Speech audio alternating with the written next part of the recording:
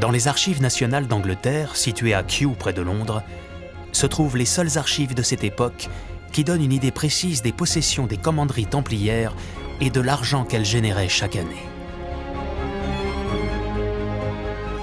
Ces informations, écrites en latin, étaient conservées sur des rouleaux de parchemin en peau de mouton qui ont traversé les siècles. Tels des livres de comptes, ces rouleaux disposent de tous les détails, les quantités produites et les sommes d'argent dépensées et récoltées par la commanderie.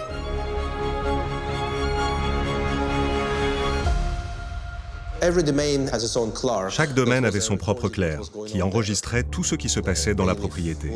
Le régisseur lui dictait ce qui avait été cultivé, combien d'argent avait été dépensé au cours de l'année, combien d'animaux étaient nés ou étaient morts, combien avaient été achetés, vendus ou transférés vers d'autres propriétés. Et ce clerc enregistrait tout ça de manière très méticuleuse. Ces employés avaient été formés pour écrire. Ils utilisaient généralement une plume d'oie qu'ils trempaient dans une encre de couleur brune pour former une écriture calligraphique très très fine. Quand une peau était remplie, on leur en donnait une nouvelle.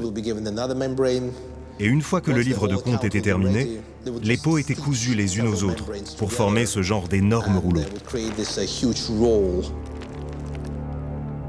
Ici, il s'agit des comptes de la commanderie de Temple Brewer dans le Lincolnshire, une région située à l'est de l'Angleterre. Le domaine de Temple Brewer, dans le Lincolnshire, était situé sur une zone peu fertile, plus adaptée à l'élevage qu'à la production agricole. Nous avons récolté 15 tonnes de blé, 700 kilos de seigle, 10 tonnes d'orge et 39 tonnes d'avoine. Même là, on voit qu'ils ont réussi à diversifier la production agricole. Car il y avait du blé, de l'orge, du seigle et surtout de l'avoine, car sur ce genre de terre, l'avoine est ce qui pousse le mieux. Mais c'est vraiment l'élevage qui était le plus important dans cette commanderie. Temple Brewer était la plus importante en termes de nombre de moutons. Il y en avait 4500, ce qui était considérable pour l'époque. Les moutons étaient très rentables, parce que la laine anglaise était l'une des plus recherchées. Elle était à la fois relativement bon marché et de très bonne qualité. Elle attirait beaucoup de commerçants, en particulier les Italiens. Un autre rouleau de comptes, issu d'un domaine lui aussi situé dans le Lincolnshire, montre que les Templiers anglais ne se contentaient pas de vendre leurs produits sur les marchés locaux. Ils étaient également présents sur le marché des échanges internationaux. Nous avons produit 3002 toisons de laine, soit l'équivalent de 2 tonnes et 200 kilos. Sur ce rouleau est par exemple précisé l'acheteur de la laine, l'entreprise Ballardi, l'une des familles de marchands de laine italiens les plus importantes de l'époque. Grâce aux ventes des produits, chaque commanderie templière générait des revenus considérables. Cette année, nous avons gagné 315 livres, 8 shillings, 8 pennies et un quarter. Si vous prenez l'ensemble des propriétés des Templiers, elles généraient un revenu qui pouvait atteindre 4500 livres par an.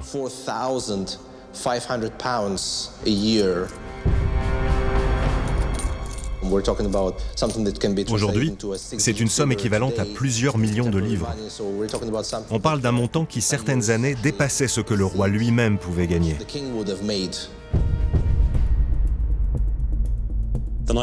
Les possessions des Templiers, tant en Europe occidentale que dans les États croisés, étaient vraiment considérables. Ils possédaient d'énormes propriétés, ce qui faisait de l'ordre du Temple l'un des plus grands propriétaires fonciers de toute l'Europe. Leurs revenus étaient énormes, bien supérieurs à ceux de la plupart des rois. Les revenus de chaque commanderie anglaise étaient transférés au siège de Londres, à Temple Church, où les possessions de l'ordre étaient regroupées et comptabilisées. Au fil des années, les membres de l'ordre du Temple ont développé leur savoir-faire dans la gestion de leur argent, à tel point qu'ils sont devenus les banquiers des rois.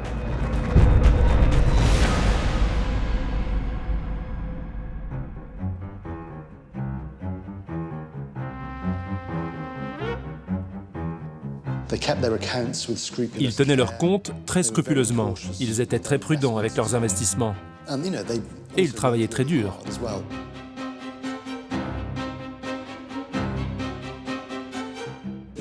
Les Templiers ont été décrits comme étant l'institution médiévale qui a le plus contribué à l'essor du capitalisme moderne. Ça semble un peu matérialiste. Mais les Templiers avaient juré de défendre la Terre Sainte. Et tout ce qu'ils faisaient l'était avec cet objectif en tête. C'était ça leur raison d'être, défendre la Terre Sainte. L'ordre des Templiers n'était pas uniquement composé de chevaliers. Il rassemblait des gens d'horizons très différents, y compris des gens qui avaient un savoir-faire dans le commerce, dans l'artisanat, et qui savaient bien gérer leur argent. C'est grâce à ça qu'ils ont pu développer leur commanderie, lancer d'énormes programmes immobiliers, mais aussi devenir des financiers très compétents. À tel point que les rois de France et d'Angleterre les ont choisis pour gérer leurs trésors. Temple Church, aux yeux des Templiers, mais aussi aux yeux de la famille royale et de la noblesse, était considéré comme un coffre-fort. Vous pouviez y déposer vos objets de valeur, votre argent, vos bijoux, et vous pouviez être sûr qu'ils étaient entre de bonnes mains. Et il y avait aussi tout l'argent récolté dans les différentes propriétés du pays. Vous avez obligatoirement donc, des convois sous escorte, avec des coffres, des huches, comme on les appelait, en bois, avec les espèces à l'intérieur, et qui sont convoyés de centre financier en centre financier. En France, comme en Angleterre, l'argent circulait d'abord des commanderies vers les centres financiers régionaux, puis vers Paris. C'est là que se trouvait le siège de l'ordre, dans la tour du Temple, aujourd'hui disparue. Il y avait un trésor central au siège de l'ordre, où on avait à la fois des espèces monétaires, mais aussi des matériaux précieux, des reliques. La grande tour du Temple à Paris servait de sorte de coffre-fort pour plusieurs déposants. D'abord le roi, le premier, donc tout ce qui n'était pas dépensé sur place dans les provinces, qui revenait des bailliages et des sénéchaussées du royaume, remontait à Paris et était entreposé dans la tour du Temple. La politique des souverains français vis-à-vis des Templiers, elle n'a pas bougé d'un iota tout au long des XIIe et XIIIe siècles, c'est-à-dire aussi bien Philippe Auguste qui leur confie son trésor et de manière définitive, tous les autres souverains comme Saint-Louis, le trésor du roi est toujours à la tour du Temple et c'est là-bas qu'on va chercher l'argent, c'est là-bas qu'on l'amène. Et aussi, dans la seule comptabilité qui subsiste pour la fin du XIIIe siècle, on voit qu'en dehors du roi, il y a une soixantaine de déposants.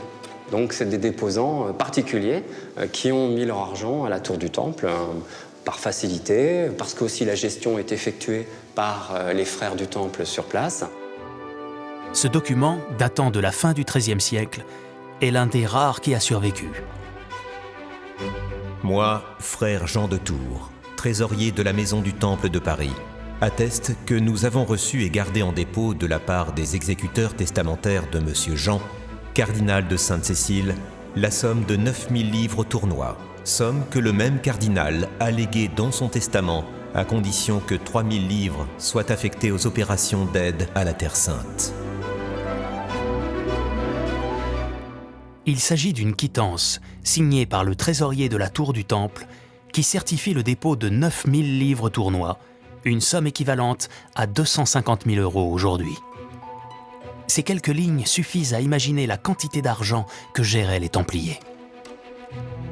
On n'a jamais su exactement combien de personnes, mais quelques quittances nous montrent qu'il y avait sans doute plusieurs comptables qui se trouvaient sur place, en dehors des comptables du roi, qui s'y trouvent toujours aussi, qui gèrent l'argent du roi. Mais les frères du Temple ont plusieurs agents sur place qui s'occupent quotidiennement d'encaisser et de décaisser les sommes nécessaires à leurs clients, entre guillemets.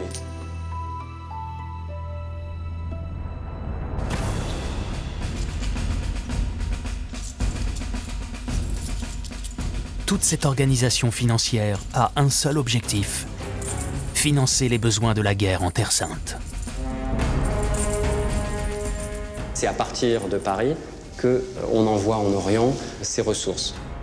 Alors elles transitent par les ports de la Méditerranée, donc on envoie ça à Marseille ou à Montpellier, et de là c'est expédié par bateau.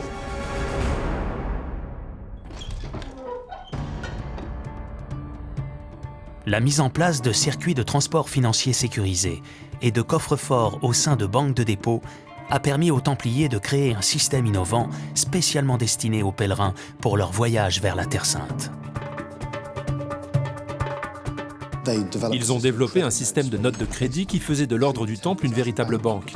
Vous déposiez de l'argent dans une succursale templière à Paris, et quand vous partiez en pèlerinage, vous pouviez aller à Jérusalem, vous rendre à la maison templière et dire « J'ai déposé telle somme à Paris et j'ai besoin de retirer mon argent pour financer le reste de mon pèlerinage. »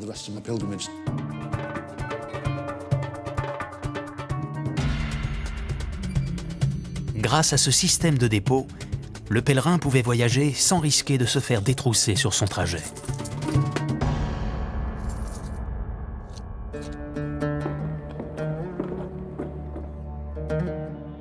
Les Templiers rendent ainsi les pèlerinages en Terre Sainte plus simples et surtout plus sûrs. Sur place, ils disposent également d'un réseau de places fortes disséminées dans la région qui leur permet de lutter contre les attaques ennemies. Ils ont engagé les meilleurs architectes et les meilleurs maçons, et ils ont construit des chefs-d'œuvre de l'architecture militaire médiévale.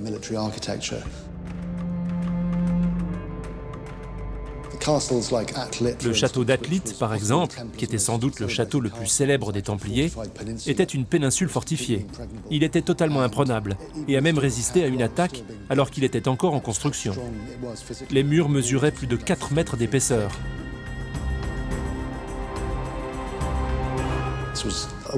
C'était une façon pour les Templiers de montrer qu'ils étaient l'organisation la plus puissante après le roi et qu'ils devaient être respectés.